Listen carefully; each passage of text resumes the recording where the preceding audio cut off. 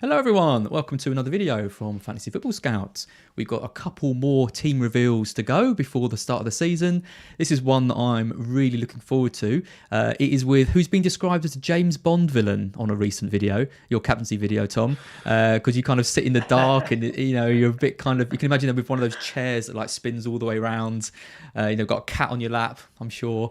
But how are you doing? You feeling good? Yep, good. Thanks, Joe. Yep, really busy on site Joe, this sorry, week. not Joe, Tom. Not the best Oh, start. sorry, Az. Yeah, I'm on a thank bit of a you. catch up here. Oh, Sorry, Az. God. Right then, let's check where we are. Well, it has been a busy week, hasn't it? And so it's busy on site. All kicks off tomorrow. Excited about it, but yeah, all good. Look, Good. I know you've got a good record, Tom, but getting me confused with Joe is completely unacceptable in my eyes. Although he has been doing the majority of these team reveals, so yeah. Well, I was on last time with him doing the captaincy video, That's hence true. the confusion. You're still in the mindset. Yeah, but I'll try and avoid that from now on. Thank you. You just know people in the chat are already saying hi Joe to me, so yeah, thanks for that. So we've got some really cool things to talk about. Obviously, your history is absolutely unbelievable. I've got a graphic of that which we'll talk about in a bit. We're going to talk about how your general strategy and how you play the game, how you tend to get off in game week 1 and that kind of stuff. Just before we do that, I want to talk about one of our partners this season, which is Fantasy 5. For anyone who hasn't played Fantasy 5, you really should. It's a great game to play alongside FPL. It takes a few minutes to set your team up. It's completely free, which is the most amazing thing about it. And this year, they have really gone to town with some of the prizes that you can win. So there's 10 grand up for grabs every week. But then there's mini leagues as well. So there's a Fantasy Football Scout mini league within the Fantasy 5 game where you can win £100 a month, which is really nice. And then there's an annual prize of Champions League tickets. There's weekly prizes of football jerseys, loads of stuff. And it takes like 10 seconds to get your team in and entered. It's really cool. So loads of different ways to win. How it works, you pick 5 players from different fixtures that you think will beat their fantasy points. And if you get them all right, you win 10 grand. It's as simple as that, but it's not as simple as that because it's devilishly hard to get right. It's really cool because at the moment, because I think when it first came out, you literally had to hit those targets, whereas now you build up points based on how well they do as well. So that's what feeds into these monthly and weekly mini leagues and points and all that kind of stuff, which is really nice. So just to run through my team, for example, I've gone for Mason Mount. Points target 7.5, Jamie Vardy 6.5, Mane, Creswell, Mahrez. So I've tried to pick players with fairly low points targets because someone like Salah, for example, is really high. And someone like Mount, so 7.5. So basically Mount needs a goal and a clean sheet and appearance points and he wins. There's no bonus points with this. What do you think about this? Any players that you would consider over these 5? Yeah, I think like you, I played fantasy quite a bit last year, and I did tend to go with the lower points tallies and try and dig out a few gems that way. So I just had a quick look this morning, and Milner. We've got news that he might be playing in central midfield this weekend, and I think his points target was 6.5. So with that, he would need a goal basically. Could get a penalty if Yeah, exactly. So he kind of jumped out a little bit. And then there was Matt Ritchie at Newcastle as well, who was down for, I think, 5.5, which kind of immediately jumped out at me. So yeah, a couple of picks there. And Bertrand as well. I think he had a kind of an attainable points tally to hit. So those kind of stood out on first. I like Fantasy 5 because sometimes you get these the feelings about certain players, but you can't bring them into your own team. So I like to have a game where you can at least pick a player kind of each week. And like I said, it's a free game and it takes seconds to input your team. Yeah, it's a lot of fun. It is. Yeah, I genuinely really like it. So I think anyone listening to this should play it. And there's a link in the description as well, and you can join the mini league too. Perfect. So right, Tom, let's come on to FPL again. And I want to just start with your history. I had Joe on yesterday. With an incredible record Joe's got in his own right. I mean, never having finished outside the top 100,000 in all of his seasons, and then you've got one season outside the top 100k, which is in 2015-16. But every other year has been good. I mean, last season looks like a bit of a struggle compared to the rest of your seasons, but still, you managed a top 100k finish. But 5 top 1,000 finishes. and then you've got sort of we've got 3 around the 5k mark, and then like 2 outside the top 10k, and then you're 181. I mean, it's an unbelievable record. You must be incredibly proud of this. Yeah.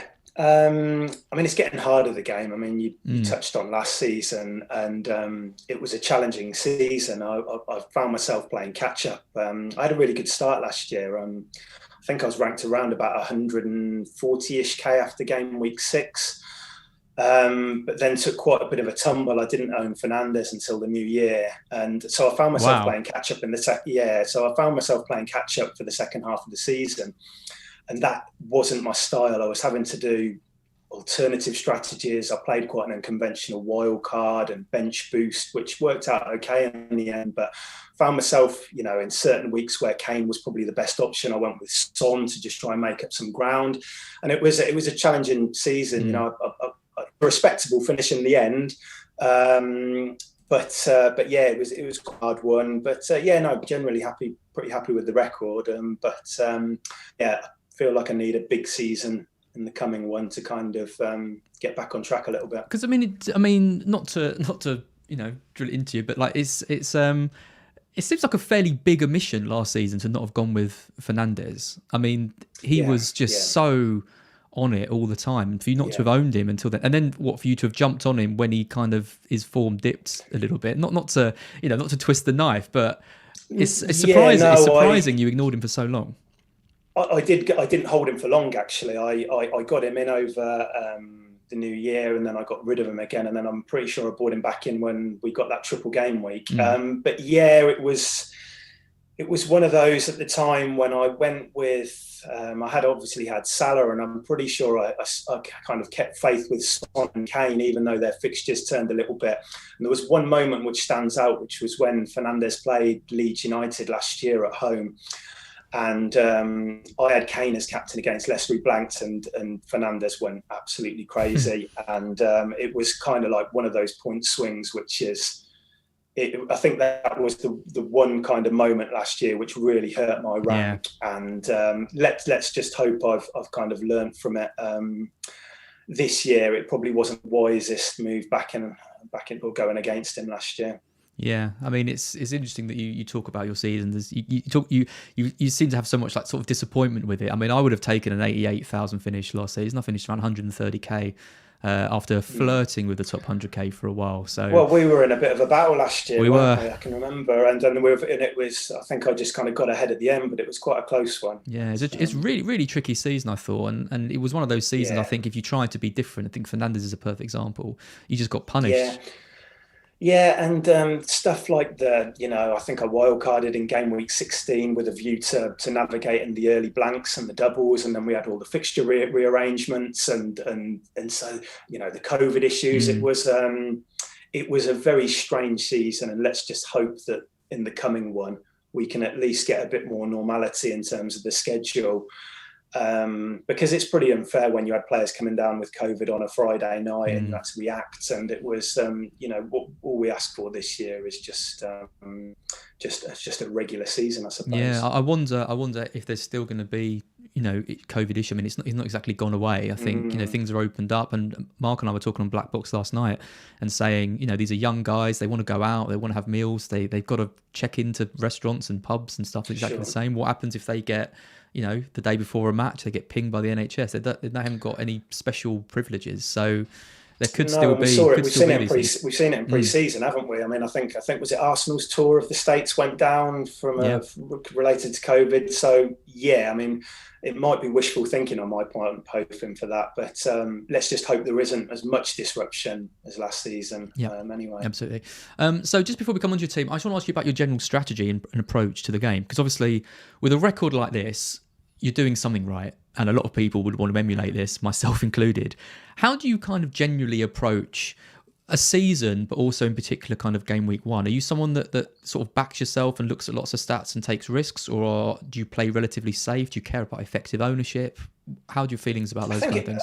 I think it's a bit of a balance, isn't it? I mean, we've done some pieces on site where we've spoken about strategies with Late Riser and Zofar, and I think the general consensus is that at the beginning of the season, I quite like to take 2 or 3 punts, but any more than that is, you don't want to be loading up on too many new signings, too many unknowns. But I certainly like having a couple in there. There are players that hit the ground running at new clubs, like Bruno Fernandes when he came into Man United, and Ollie Watkins last season as well. Seem to recall starting quite well. And in terms of strategy, I guess I'm quite a safe kind of player. I tend to leave transfers till later in the week to try and gather as much information as I possibly can. Same goes for the wild card. I don't think. I think in one season I might have played it early, but generally I try and hold off until game week 8 onwards, when we've got a little bit more data, statistics to kind of settling down a little bit. So that's kind of my style. It's not necessarily the only one which works, but that's just what I feel comfortable with. Yeah, it was interesting with Mark, because Mark's quite different to that. He aggressively chases price rises and isn't afraid to take hits and stuff early on. He tends to play his wild card quite early, so it just shows that there's different ways of playing the game that can be successful. Yeah, and that's the beauty of it, isn't it? There's no kind of set strategy. There's no guaranteed way of doing things. But that's, I have made early transfers in the past to try and get a bit of team value early in the season. I think if you've got a set move that you're keen on in your head, I think if you've got a good first sub, that always helps, just in case anything were to happen. It's just my decision-making process is generally better later in the week than reacting on a Sunday or a Monday night, something like Tom, that. you make it all sound so easy. You make it all sound like any of us could achieve these ranks. And I think a lot of us try and do those things and don't make it, a lot of it just comes down to making good decisions, doesn't it? And that's what you seem to do consistently. Yeah, you need a bit of luck as well, obviously, along the way. Good decision making, but obviously you need your triple captain to fire and things like that, and that won't happen every season. Yeah. Right, let's move on to your team then. I mean, I was really looking forward to seeing your team. I think lots of people are in the chat as well. So you've got Sanchez in goal. You've gone for 4 at the back, which I was quite surprised with. Trent, Maguire, Shaw and Tsimikas. So double Liverpool, double United. Lots of eggs in those 2 baskets. Salah, Rafinha, Fernandes and Son. Antonio and Tony. And then a bench with Steele, Veltman, Obafemi and Gilmore. So first of all, let's talk about formation. So I've seen a few teams at 4 at the back.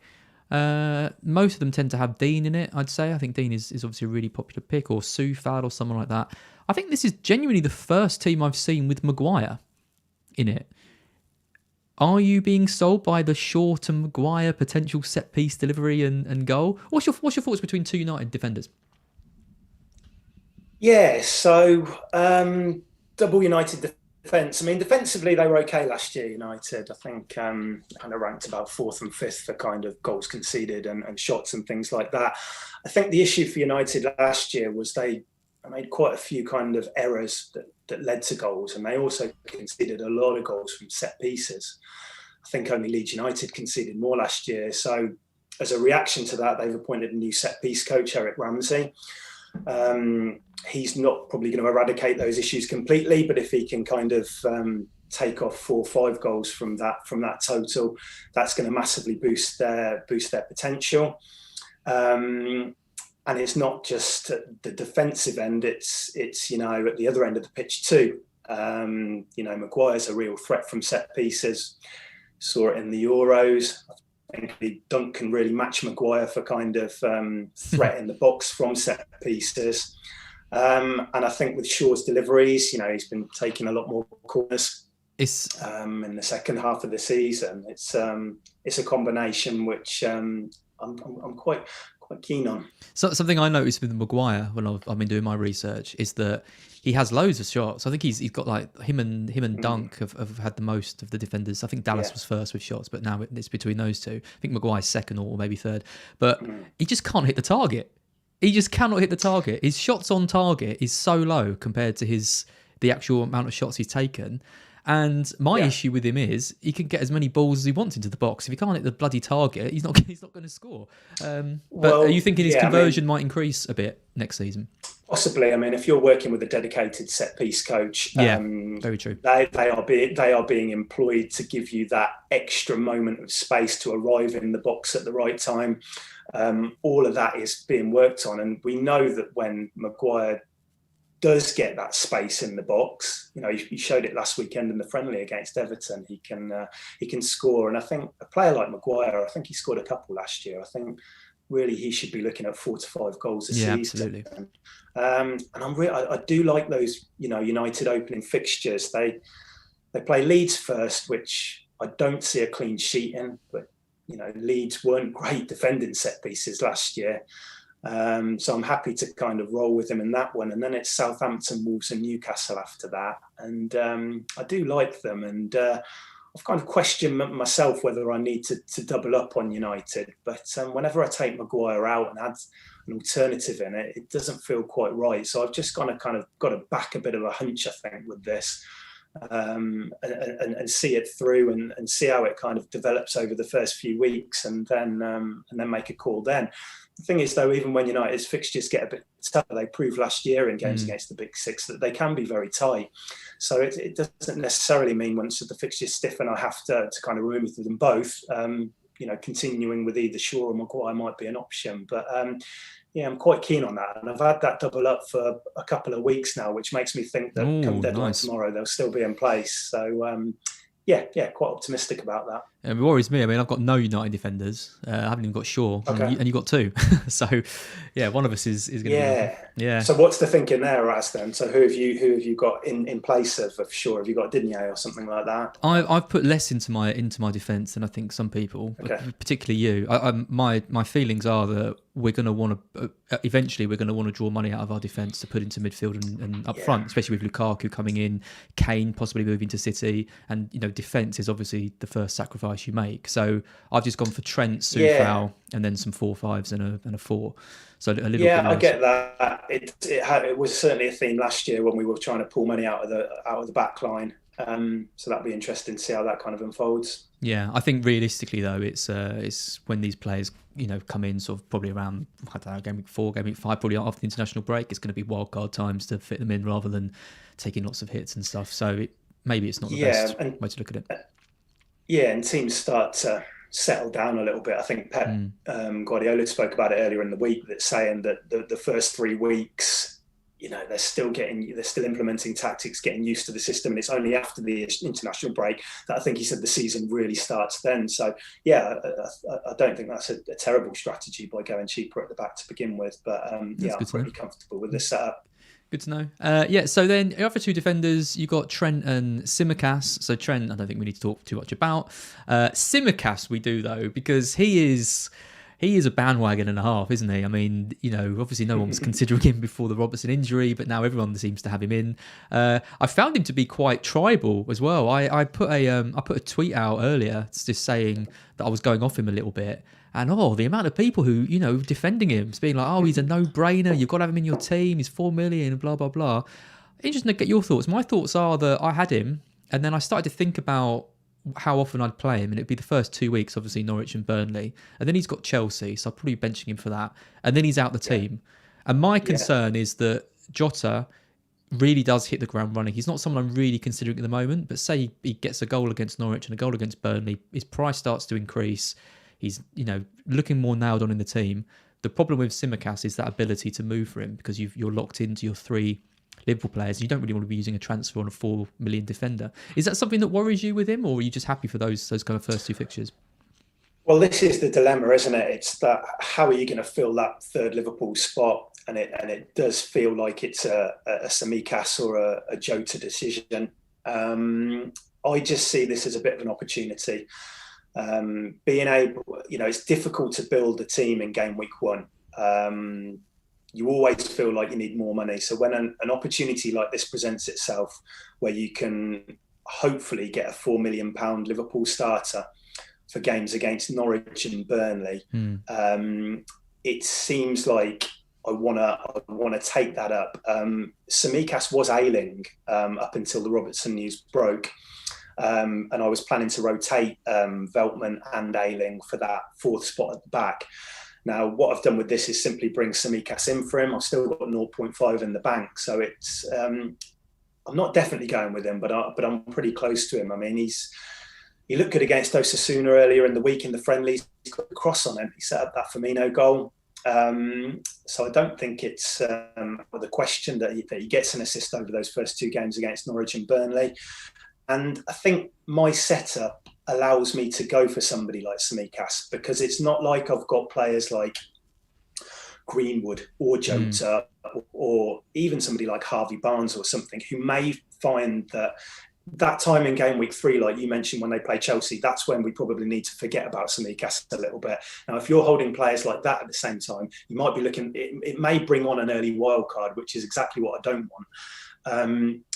So I think by having nailed players like Salah, like Son, like Fernandes, like Rafinha, I hope that he will simply be able to drop into that third bench spot until I come to play in a wild card, hopefully between game week 8 and 10 or whenever that might be, and then I can move him on then. That's my kind of thinking at the moment, and I'm happy to kind of start with him. Nice. Yeah. I've got to just mention a comment in the chat from James C. I don't know if you've ever watched Ted Lasso, Tom. No, I haven't actually. You should watch it. There's a character in it called Roy Kent, who's like a kind of old school like Chelsea like player who's retired, and he's very. I mean, he's very bitter and angry with the world, but he sounds just like you. He really does. If anyone watches it, he sounds like you. But also, you look a bit like him as well. It's an unbelievable comparison that I didn't see, but now I can't unsee it. You can't shake it. No, I've had quite a few on these doing the podcasts over the years. I've had some good ones. I've had John Travolta so far. I've had Henrik Mkhitaryan. Yeah, I see that. And I've had. If you take away my appearance, I've had Sean Dyche because of my voice. So we're getting quite a collection here, guys. So feel free to chip in with any others. And the James Bond villain as well is nice. Yeah, exactly. Yeah. So no, that's good to know. After this, I'll send you a clip of Roy Kent, and you can see where the comparison's being made. I think that's a hell of a comparison. Okay, so so. I tell you what, I genuinely, all your reasoning makes sense. I like this team a lot, and it's actually given me a bit of fuel for thought, food for thought, which is always a concern when I think I'm pretty locked in, and then I see something like this, and I'm like, oh yeah, actually maybe I do see what you're going for. We're all going through that, aren't we? At the moment, though, this is the most important stage now, and yeah. You know, we're overthinking everything, but for good reason. You know, overthinking is a good thing a lot of the time. Yeah, but, absolutely. You want to cover everything, don't you? You want to make sure that you're happy going into game week 1, and then after that, it's kind of what will be. I guess my concern with this team would be that a massive amount of investment in Liverpool and United, six of your 11. So, you know, over half your team on those two teams. Obviously, some of the best teams in the league with good fixtures, so it's not completely ridiculous. But I guess the worry is Liverpool, for example, defensively. You know, Van Dijk's coming back, Gomez is back. We don't really know how they're gonna. You know, they could have 2 or 3 of their first choice defenders out of the first game, and you've got 2 of their defenders. Yeah. United, Maguire and Shaw have both been off at the Euros, but they've been playing. They're coming back. Leeds at home isn't an easy game to start, and you've got Rafinha as well. So you've got a clash with 2 defenders and Rafinha, which. It doesn't feel good, does it? Especially on the first week of the season to have that clash. Well, I think when I look, moving into the midfield, we can always go back to defence after if you've got more to talk about. But when I look at Rafinha and Son, these are players which aren't ideal for game week 1. If we were playing a free hit team for this week, these players wouldn't be included due to the fixtures. You know, Greenwood, Barnes, players like that probably have better first week fixtures. But what you doing with that then? Rafinha and Son I probably want long term, or at least for the first few weeks. So you're penciling in transfers. And my kind of strategy in the game is if you want these players, just get them in now. Because it will give you more transfer flexibility in game week 2 or 3 to react in different areas to your team and get on the front foot a little bit, rather than, you know, there's probably going to be an issue with Jota in game week 3 or 4 where he's not going to start every game. You might be happy with that, but you might want to, and especially with Greenwood as well, with Sancho emerging and players coming back, So I just think my thought at the moment is to get these players from the start. Game week 1 is sometimes a bit of a way. There's no reason Rafinha or Son can't return in those games, and that's my kind of thinking about it. So okay, this game week 1 side, it might, we might miss out on a Jota or a Greenwood Hall, but long term, I'm more confident in this setup. Yeah. And that's my kind of thinking behind it now. It's interesting because it's not a game week 1 side.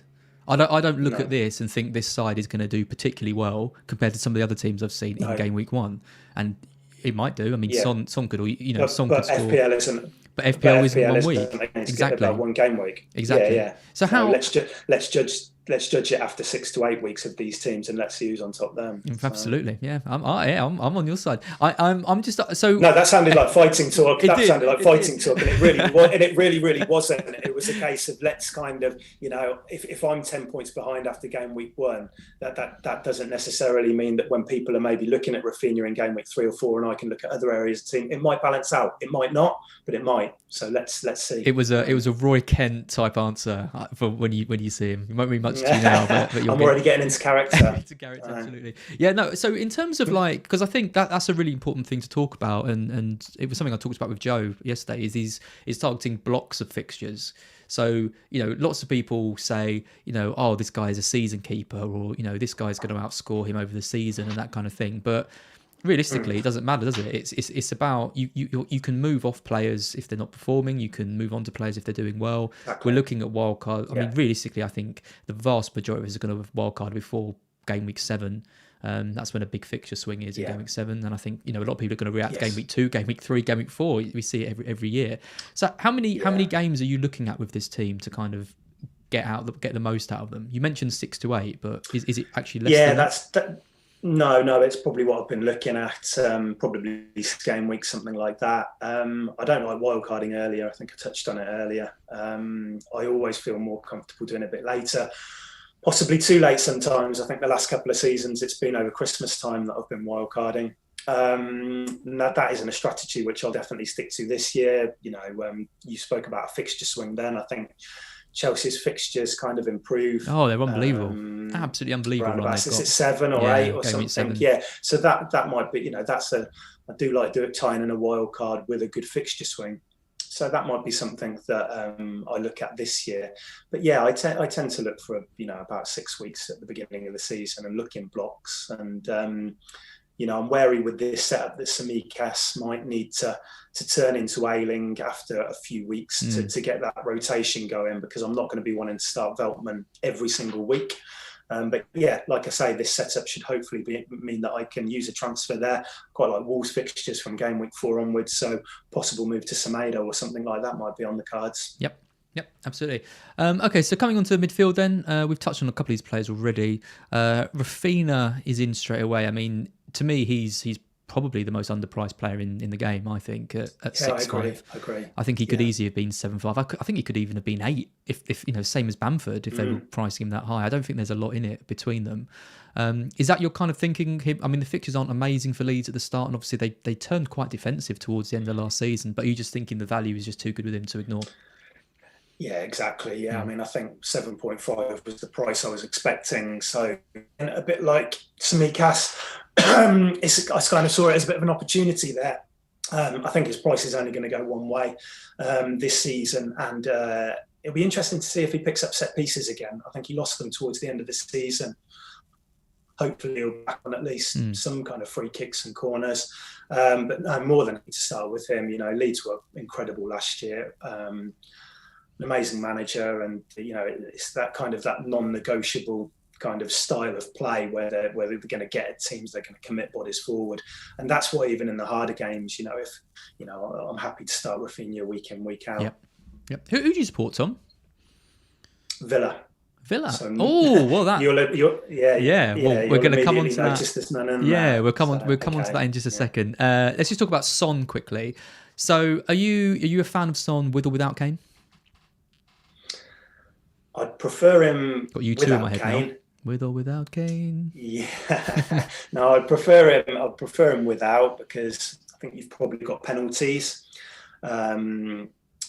Now, Kane, we're a bit unsure at the moment about his availability. I'd be surprised if he starts this weekend, but he could well be coming back in 2 or 3. But I like Son a lot. You know, he's an elite finisher. He overperforms his XG year in, year out, and it gives you a good option that come game week 5 or 6, when you want to make a decision, and you know whether you keep him or you're not, you can drop down to pretty much any midfielder in the game.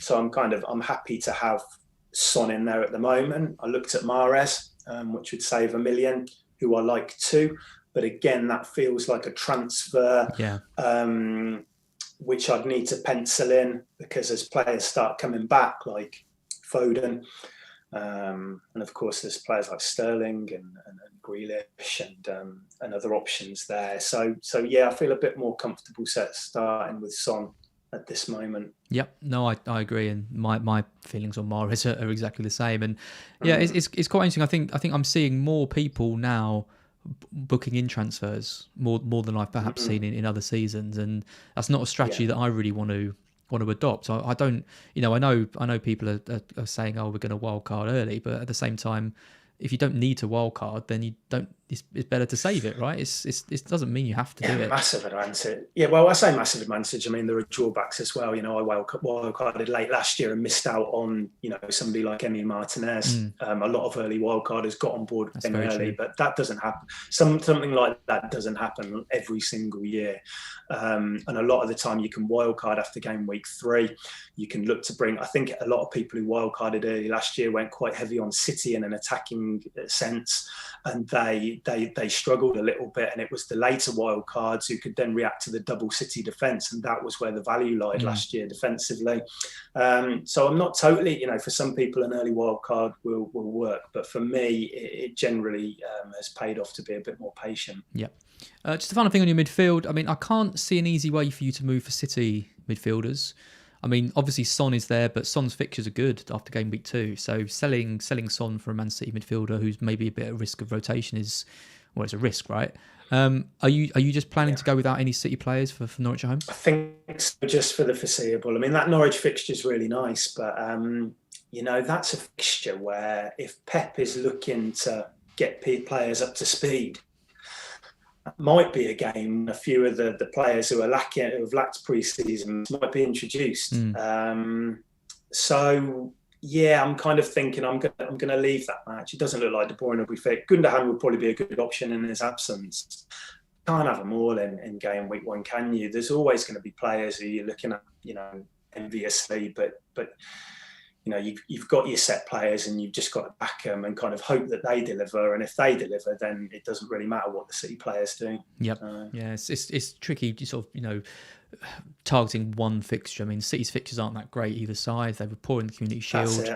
The Spurs game will be interesting. I mean, if they roll Spurs over 3 or 4-0 and they all look sharp, then I think it might be a bit panic stations for you. But will that happen? Possibly. I mean, if it had to happen, I could react with Son and drop down to one of them. But that coincides with a good run for Son. So I'm pretty set that I probably won't. I'm not the type of manager who will react to one result. So I'm hopeful that I'll be able to keep faith with Son and stick to the plan. Yep. And then up front, so Antonio and Tony, I mean, we have talked about these players to absolute death on these streams. I could ask you your thoughts on these two, but you've got them in your team, so you must be assuming they're good. I mean, we just touch on Tony quickly. I mean, are you confident that he's gonna do well in the Premier League? Quite a big step up for him. Yeah, I mean, like you say, it's been talked about so much, hasn't it? I think Brentford are going to do okay this year. I think they're going to transition quite well and probably the best out of all the Championship sides. I don't think we're going to have a Leeds on our hands or anything like that, but I can see Brentford finishing 14th, 15th, something like that. And I think Tony's numbers last year were coming up. He's their talisman. He's on penalties. And I think what is maybe got forgotten is we don't need Tony to score 15 goals this season. What we need him to do is to score 2 or 3 in the opening weeks. And then we can move on if we need be. We want to try and capture that momentum of Brentford in their first ever Premier League game under the lights on a Friday night. against Arsenal. Let's try and capitalise on that. They then go to Palace, which is going to be a really good fixture for Brentford. I think, there's a lot of turnover of players at Palace, new manager. So let's get him in place for that. And where it takes us, I went with Bamford from game week 1 last year, and it was a very similar kind of mindset then, that I just wanted him for those first 2 or 3 games, and then I would see what happened. And I ended up holding him for a long, long time. I don't think Tony will hit those kind of heights, but if he scores 2 or 3 in the first 6 game weeks, he's justified the game weeks. 6-5. I think we're going to be relatively happy. Yeah. Absolutely. Yeah, exactly. And there's another option emerged at Southampton in Armstrong, who I like a lot too. So that would be something I look at. I don't think he's going to be ready for game week 1. That was my feeling when he signed. But that might be a move I look at further down the line. But yeah, I'm pretty. I think Tony. You got to forget he's 6.5 million. Let's not set expectations too high. But no, I think he can do well in the opening weeks. And if Brighton don't sign a striker this transfer window, then I just give up with them this year. Because if we go into the season with Mopé as our only fit striker, then we are doomed. So I do think we'll sign someone, and that'll add another 6-5 option into the mix as well. We're being linked with some quite high Nunes, I think, and Edouard of Celtic, for 35 million. Yeah, and stuff. who would be a good signing. I went with them. I had Welbeck for a period last year who did okay, but you just can't rely on him, can you? As a week in, week out Stouter, you might get a run of 10 games from them, then he'll be out. So yeah, that's got to be high on the priority at Brighton. Yep. The final thing I want to talk about, and it's something we mentioned a minute ago, is Aston Villa. You talk about blocks of fixtures. Villa have the best 3 fixtures in a row imaginable, really. You're a Villa fan. No Villa players. I was very surprised. No Ings. Ings is in almost every draft I'm seeing now. No Ings, no Buendia, no Bailey, no Watkins, no defenders, no Martinez, no Cash, no Target. Worried about that? Firstly, the defence. Villa have trialled a 4-4-2. Your connection's dropping in and out a bit, Tom. I don't know if you can do anything your side. Okay, let's have a look. Just a bit patchy. Is that any? Can you hear me now? Yeah, that seems a bit better. Yeah. We'll try and roll with that. Yeah. So if you can hear me, so defensively, yeah, that's better. We trialled out a new 4-4-2 system in the friendly against Salernitana last weekend, and my fear is that it's going to leave us a little bit too open. Going with those 2 strikers, and all of the defenders have had a price hike. Martinez is 5.5, the rest of the setup at the back is 5, and so I'm going to monitor that for a while. Further forward, it's a bit of a doubt on Buendia and Bailey's availability, so that rules that out. I think Grealish leaving is obviously a massive blow to us. It's going to take some time to implement that new kind of attacking setup for them to get familiar with them as well. Ings I do like, and I've got 0.5 in the bank, and I could easily go from Antonio to Ings. I haven't ruled that out completely. I liked Ings in the friendly last week. He was kind of dropping a little bit deeper, but Ings has always done that. He scored the goal.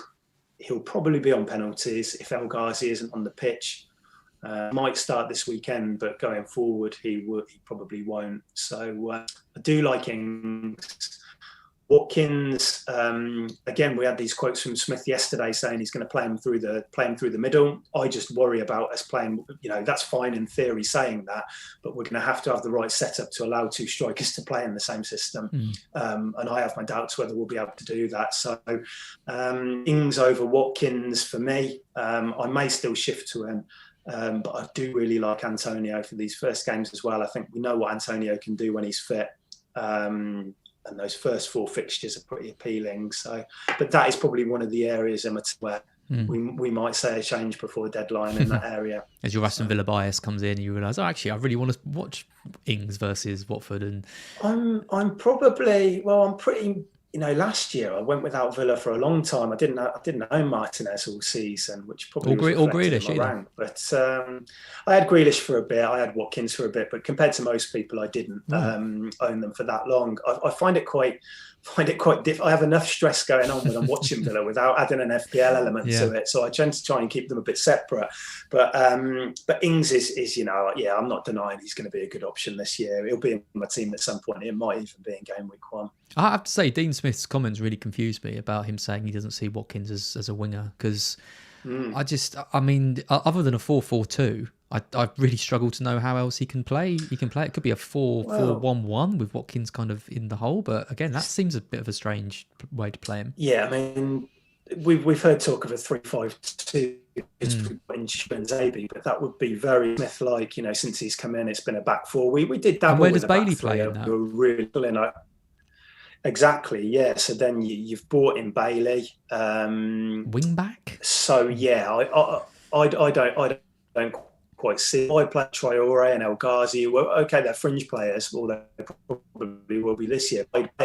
So if you revert to a 3-5-2 or something like that, you know, I quite see that working, and I don't think we've got quite the skilled for it as well. But it's going to be interesting. You know, Smith's, you know, he's a clever manager, and I'm going to work it out. But I don't think you know, we might start with a 4-4-2, whether or not we're seeing that same formation in game week 5, 6. But let's see. Yeah. Tom, that is fantastic. I really liked it. It's good. It's actually given me a lot to think about, which I'm kind of grateful for, but also a bit annoyed with you about. I think four at the back isn't really something that I'd considered, but I think it's a strong team actually, and I like it. I think my only thing is I just want to have one Villa player for those fixtures, and I'm not too sure about Simicast, but other than that, I really like it. So just before we go, I just want to give a shout out to Fantasy Football Scout members area. If you're not a member already, head over to the site and register. It's it's just £20 for the year, and the pre-season offer ends soon, so now is the time to do it. Members articles, which Tom writes. So if you like listening to Roy Kent, then you get to read some of his articles as well if you sign up, which will be good. You've got head on over to the site. Absolutely. You've got the season ticker fixture analysis tool, which you can play around with. You've got the transfer planner, and if you're listening to this and still haven't received it, apologies. We've had about 3,000 requests for it, and it will come at some point before the start of the season, so don't worry too much. You've also got stats tables, rate my team, loads of stuff. So now is the time to sign up so you can make the best team possible for game week 1. But Tom, thank you so much for joining me. You got to get back to work now, and so have I. And thanks everyone for watching. And Tom, I'll speak to you soon. Thanks for that, Az. Appreciate it.